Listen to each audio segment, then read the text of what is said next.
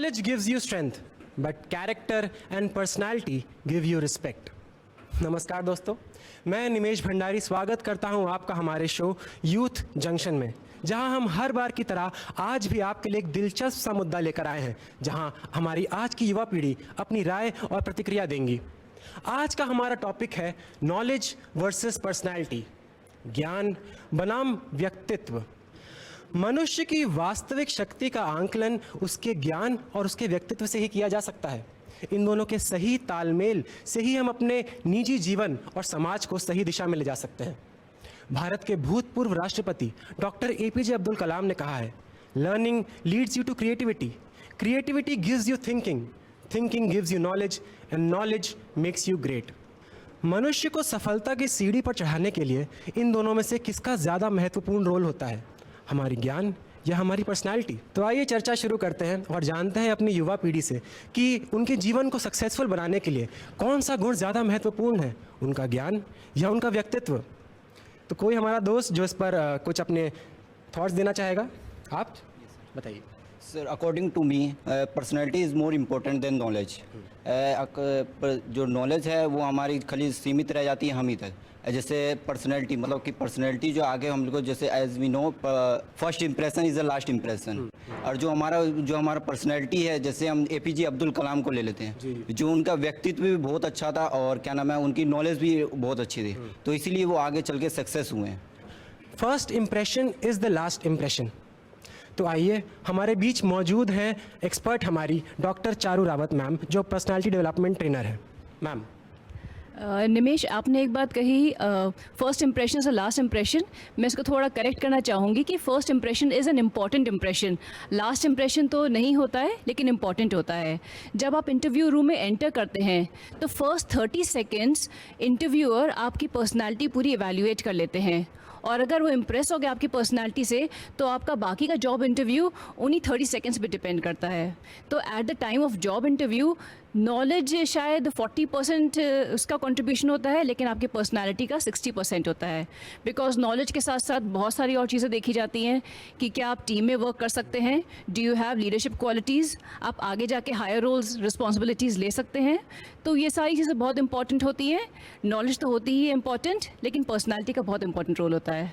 और कोई जो इस पर बोलना चाहेगा, अपनी राय देना चाहेगा? जैसा कि हम जानते हैं, हमारा व्यक्तित्व हमारे लिए बहुत ही ज़रूरी है। हम बात करते हैं उस समय की जब इस दुनिया में कोई नहीं जानता था कि हमारी जो पृथ्वी है वो गोल है। सबसे पहले बताया कोपरनिकस ने कि हमारी जो पृथ्वी है वो गोल है, लेकिन उनकी बात किसी ने नहीं मानी। क्यों? क्योंकि उन्होंने अपने व्यक्तित्व के हिसाब से उसको व्यक्त नहीं कर पाए। इस वजह से उन्हें वहीं फांसी पर चढ़ा दिया गया। तो इस वजह से ऐसे हम ये प्रूव कर सकते हैं कि हमारा व्यक्तित्व, हम अपनी बातों को कैसे व्यक्त करते हैं, ये बहुत ही ज़रूरी है। तो जैसे कि इन्होंने बहुत अच्छा एग्जाम्पल दिया कि क्यों पर्सनालिटी बहुत ज़रूरी होती है हम लोग के सक्सेसफुल जीवन के लिए, तो और कोई जो बताना चाहेगा नॉलेज की इंपॉर्टेंस क्या होती है हमारी लाइफ में? जी बिल्कुल। व्यक्तित्व का मूलभूत आधार हमारा ज्ञान है, क्योंकि अगर ज्ञान हमारे पास नहीं होगा तो हम ये डिसाइड नहीं कर सकते हैं कि हम सही कर रहे हैं या गलत कर रहे हैं। और हम जब तक ये चीज़ डिसाइड नहीं कर सकते तो हमारा व्यक्तित्व निखर के बाहर आ ही नहीं सकता है। इसलिए मेरा मानना यही है कि हमारे लिए ज्ञान की बहुत ज़्यादा महत्वपूर्ण आवश्यकता है। हमें लगता है कि नॉलेज ज़्यादा बेनिफिशियल है अकॉर्डिंग टू पर्सनालिटी। बिकॉज जो हम जानते हैं कि स्टीफन हॉकिंग सर जो थे, वो उनके पास पर्सनालिटी नहीं थी, बट नॉलेज बहुत ही अच्छा था। तो वो हमें ये देख के लगा कि जो नॉलेज है वो अपने आप को निखारने के लिए और पर्सनालिटी डेवलप करने के लिए नॉलेज ज़रूरी है पहले। तो नॉलेज जब रहेगा तो कॉन्फिडेंस आएगा, जब कॉन्फिडेंस आएगा तो पर्सनालिटी अपने आप डेवलप हो जाएगी। सो नॉलेज ज़्यादा बेनिफिशियल है।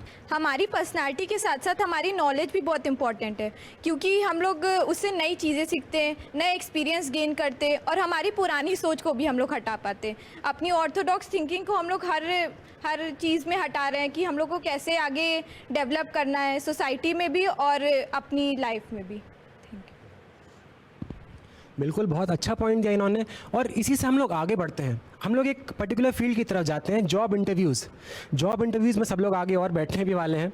तो इसमें हम लोग जानना चाहते हैं कि क्या एम्प्लॉयर्स किस चीज़ से ज़्यादा इंप्रेस होते हैं, आपकी नॉलेज या आपकी पर्सनालिटी? तो जॉब पाने के लिए हमें नॉलेज की ज़्यादा रिक्वायरमेंट रहती है, क्योंकि जब हम किसी कंपनी में जाते हैं तो उससे पहले कुछ एंट्रेंस एग्ज़ाम्स भी होते हैं। तो उस कंपनी के अंदर जाने के लिए हमें पहले उस एंट्रेंस एग्ज़ाम को पास करना पड़ेगा। तो अगर हमारे पास नॉलेज होगी तभी हम उस एंट्रेंस एग्ज़ाम को पास कर पाएंगे, क्योंकि पर्सनैलिटी तो हम जब वहाँ पर जॉब हमें मिल जाएगी तो उसके बाद भी हम लोगों को देख करके अपनी पर्सनैलिटी को इम्प्रूव कर सकते हैं, बट नॉलेज के दम पे हम उस कंपनी में एंटर कर सकते हैं। तो नॉलेज मोर इम्पॉर्टेंट है जॉब के लिए।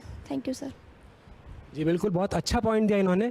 तो इसी बात को आगे बढ़ाते हुए किसी ने बहुत अच्छा पॉइंट उठाया था कि आजकल कट ऑफ बहुत ज़्यादा बढ़ रहे हैं। तो क्या बच्चों के मार्क्स और उनकी डिग्री उनकी नॉलेज को सिग्निफाई करती है?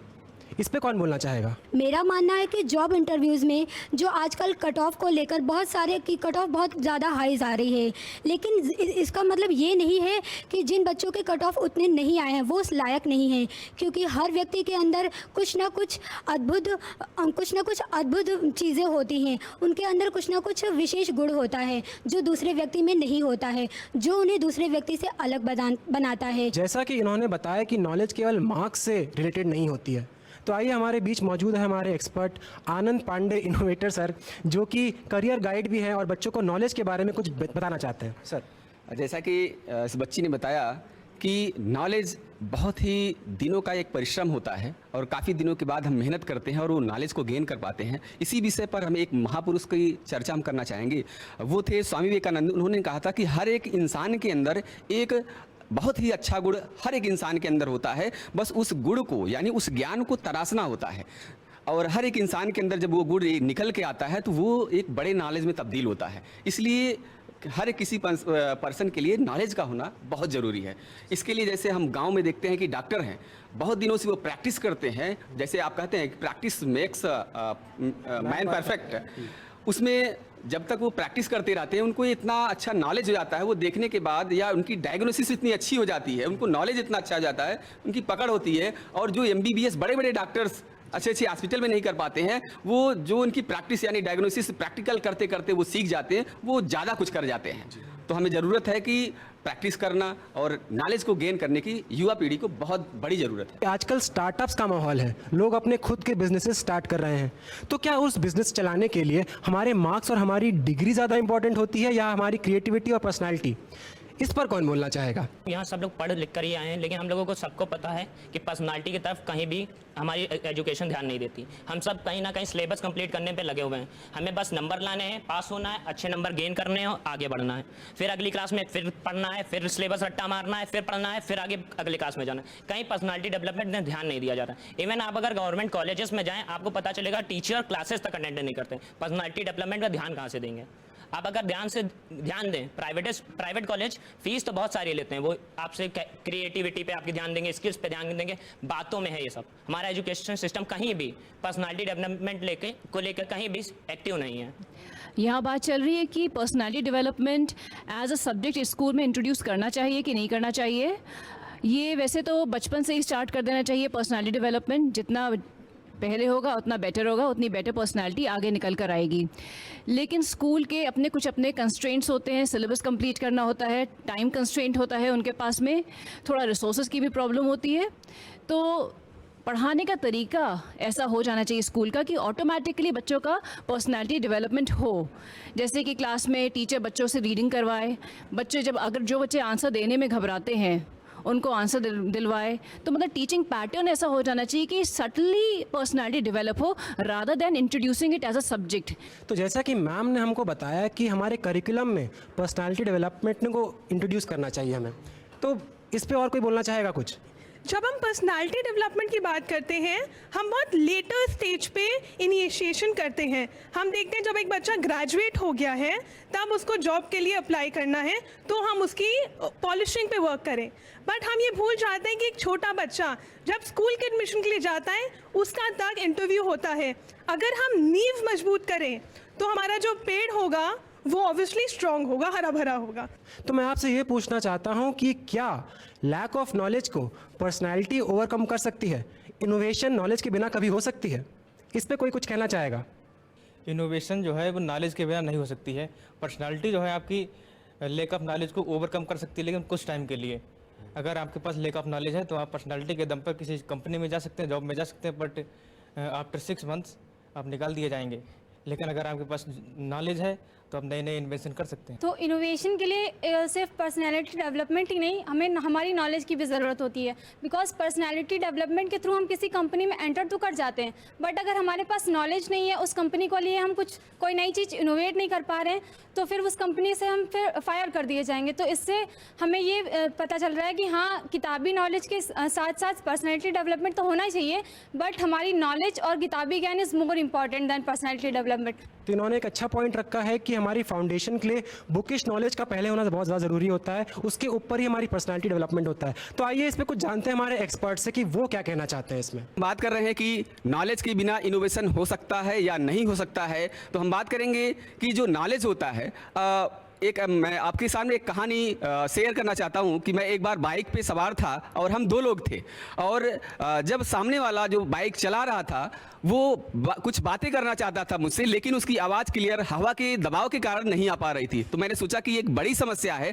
शायद अगर इस समस्या का समाधान अगर हम ढूंढ लेते हैं तो ये एक बहुत बड़ा इनोवेशन होगा, क्योंकि ये समस्या हर एक व्यक्ति के साथ होती है। तो मैंने एक हेलमेट में जो होता है, हेलमेट में मैंने एक डिवाइस लगाई, उसमें माइक्रोफोन लगाया। माइक्रोफोन से जो आवाज़ आती है, जैसे कुछ भी बोलना चाहता है तो वो पीछे वाले जो बैठा व्यक्ति है वो आराम से सुन सकता है। तो उसके लिए मैंने आइडिया तो हमारे पास था, लेकिन अगर किसी व्यक्ति के पास उसकी जानकारी नहीं है कि पावर सप्लाई कैसे बनाई जाए, फिर माइक्रोफोन कितने तेजी से बोला जाए, कैसे वो आवाज़ सुनाई दे, तो बेहद जरूरी है कि नॉलेज का होना, यानी पावर सप्लाई आपको मालूम रहेगा, माइक्रोफोन का कनेक्शन, सारी चीज़ अगर जानकारी रहेगी तभी आप इनोवेशन कर सकते हैं।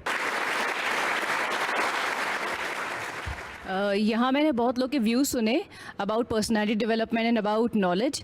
तो मैं एक चीज़ क्लियर कर दूंगी कि लोग शायद ये समझ रहे हैं कि पर्सनालिटी का मतलब ये होता है कि आप ओवरऑल कैसे दिख रहे हैं, you are well dressed, well groomed, you looking good, you looking attractive. लेकिन personality is much deeper than that. ये जो आप सोच रहे हैं what is personality is only 10% part of the personality, 90% is within you, जिसमें knowledge again makes up a very huge part. तो आप लोग ये गलती ना करें ये सोच के कि knowledge and personality are 2 different things. Personality में नॉलेज का बहुत अहम रोल है। देखिए, सवाल यहाँ पर यह है कि शिक्षा ज़्यादा महत्वपूर्ण है या व्यक्तित्व। मेरा मानना है कि शिक्षा में तकनीकी शिक्षा एवं नैतिक शिक्षा, जो आपके माता पिता बचपन से आपको सिखाते हैं कि बेटा झूठ मत बोलो, महिलाओं का सम्मान करो, कोई जा रहा है उसकी मदद करो गरीब की, यह सब भी शिक्षा का ही हिस्सा है। और तकनीकी शिक्षा, नैतिक शिक्षा जब आपस में मिल जाती हैं तब एक व्यक्तित्व निखर कर आता है। व्यक्तित्व का मतलब सिर्फ ये नहीं कि अच्छे कपड़े पहनना, अच्छे बाल कटवाना। व्यक्तित्व का मतलब ये भी होता है कि लोगों का सम्मान करना, विनम्र रहना, झूठ ना बोलना, किसी के साथ अन्याय ना करना। यह भी शिक्षा का भी हिस्सा है और व्यक्तित्व का भी हिस्सा है। तो शिक्षा और व्यक्तित्व अपने में परे नहीं है, बल्कि एक अच्छी शिक्षा और संपूर्ण शिक्षा, जिसमें तकनीकी शिक्षा एवं नैतिक शिक्षा जब दोनों शामिल होती हैं तब एक व्यक्तित्व निखर कर आता है। तो जैसा कि हमारे एक्सपर्ट्स और हमारे दोस्तों ने हमें बताया है कि हमारे लाइफ में ज्ञान और व्यक्तित्व दोनों की ही उतनी ही इम्पोर्टेंस होती है। किसी भी गुण की सर्वश्रेष्ठता जानने के लिए हमें सबसे पहले ये देखना ज़रूरी है कि हमने उस ज्ञान को किस तरह उपयोग किया हुआ है, हमारे जीवन में, हमारे समाज में या हमारी प्रकृति में। और इसका बहुत अच्छा एग्जाम्पल है हमारी आज की युवा पीढ़ी। तो इसलिए हम ये कह सकते हैं कि आवर यूथ इज़ सेंसिबल। ये बढ़ते हैं हमारे अगले सेगमेंट की ओर, जिसका नाम है कानून कहता है।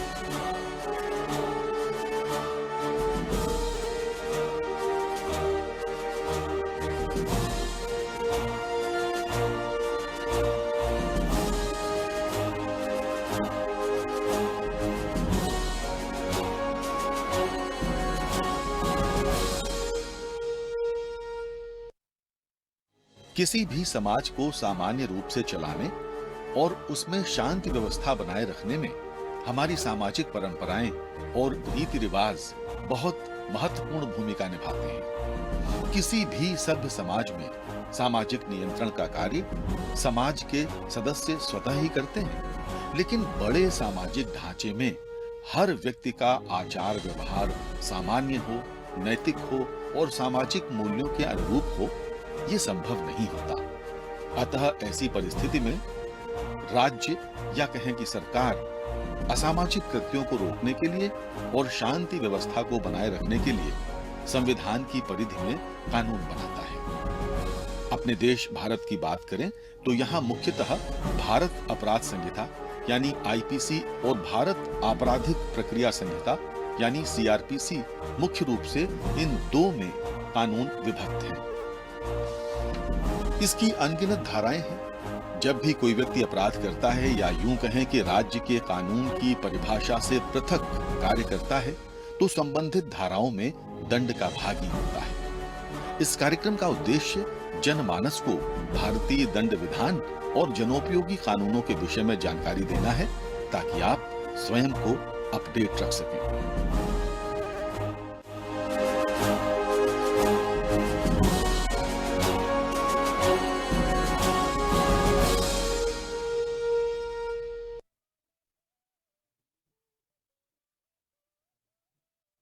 कंप्यूटर क्रांति आने के बाद सन 2000 के बाद कंप्यूटर की हमारी डेली लाइफ में जो यूज़ था वो काफ़ी बढ़ गया, और उस यूज़ के बढ़ने के साथ ही साथ जो हमारे एंटी सोशल एलिमेंट्स हैं उन्होंने उस चीज़ों का फ़ायदा भी उठाना शुरू किया। तो जब हमारे पार्लियामेंटेरियंस को ये पता लगा कि भाई किस तरीके से जो हमारी इंफॉर्मेशन वेबसाइट्स पे हैं या सोशल मीडिया में है, तो उसको कैसे प्रोटेक्ट किया जाए, उसके प्रोटेक्शन के लिए वो आईटी एक्ट 2000 लेके आए। अब आईटी एक्ट 2000 के अंदर साइबर लॉ से रिलेटेड सारी चीज़ें हमारे यहाँ प्रोवाइड की गई हैं।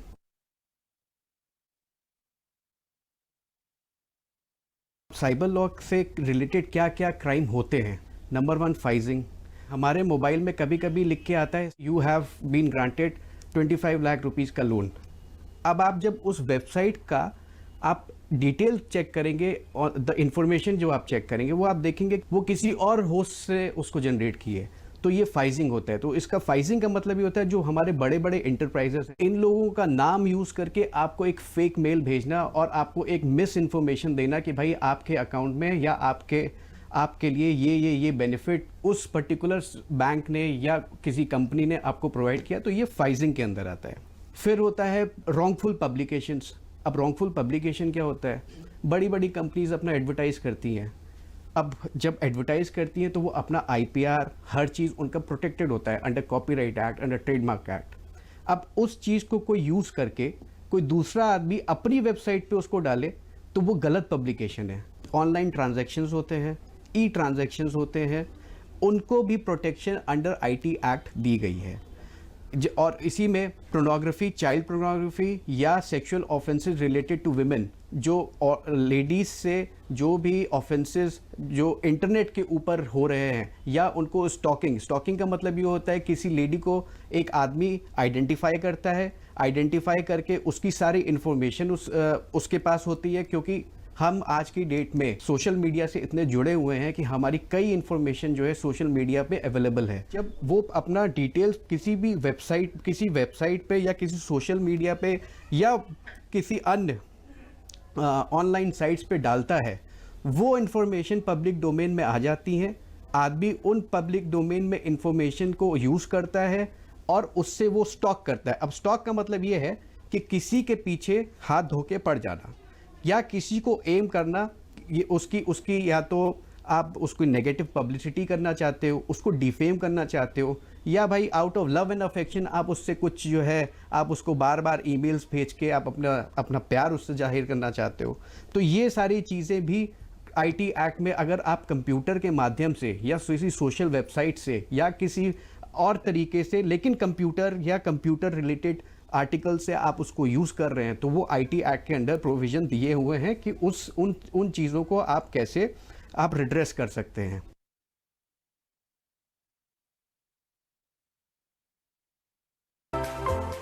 अब चलते हैं हमारे अगले सेगमेंट की ओर, जिसका नाम है उम्मीद की किरण।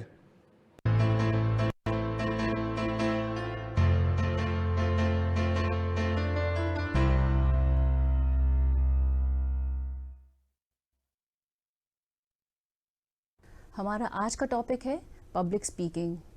पब्लिक स्पीकिंग एक ऐसा टॉपिक है जिसके बारे में सब थोड़ा जानना चाहते हैं। हर कोई ये करने में थोड़ा नर्वस होता है, लेकिन अपनी ज़िंदगी में कभी ना कभी हमको ऐसी स्पीच देनी पड़ती है जो कुछ लोगों के सामने होती है। जैसे कि शायद आपकी एनिवर्सरी हो, मैरिज एनिवर्सरी हो, या आप अपने ऑफिस में प्रेजेंटेशन दे रहे हो अपने ऑफिस कलीग्स के सामने, या हो सकता है कि स्टेज पे आप और बड़ी ऑडियंस को फेस करें। ओकेजन चाहे कुछ भी हो, हमारी स्पीच बहुत अच्छी होनी चाहिए, ऑडियंस उसको कनेक्ट कर पाएँ, उससे इंटरेस्ट लें और हमारी ऑडियंस वहाँ से कुछ सीख कर जाए, हमारी एक अच्छी इमेज बने। तो सबसे पहली टिप है पब्लिक स्पीकिंग से रिलेटेड कि आप अपनी ऑडियंस के बारे में एक रिसर्च करें कि आपकी ऑडियंस, आपके जो श्रोता हैं वो हैं कौन। जैसे कि अगर आपको अपनी स्पीच बहुत ही कम उम्र के स्टूडेंट्स को देनी है तो आपके वर्ड्स की चॉइस, सेंटेंसेस की चॉइस, स्पीच देने का तरीका भी वैसा ही होगा कि वो स्टूडेंट्स आपकी बात समझें और रिलेट कर पाएँ। कि जो भी स्पीच आपने तैयार करी है उस स्पीच की बहुत अच्छे से रिहर्सल करना, प्रैक्टिस करना ज़रूरी है। अलग अलग जगहों पे आप प्रैक्टिस कर सकते हैं, मिरर के सामने, अपने फैमिली मेम्बर्स के सामने, फ्रेंड्स के सामने, कलीग्स के सामने। जितने ज़्यादा आप अपने आप को चैलेंजेस देंगे रिहर्सल के टाइम पर, उतनी ही अच्छी आपकी एक्चुअल स्पीच होने वाली है। तो दोस्तों आज के लिए बस इतना ही। अगले हफ्ते फिर होगी मुलाकात एक नए दिलचस्प मुद्दे के साथ। तब तक अगर आपको अपना फीडबैक देना होगा तो हमें दे सकते हैं ट्विटर, फेसबुक या इंस्टाग्राम पर। तब तक के लिए नमस्ते और गुड बाय।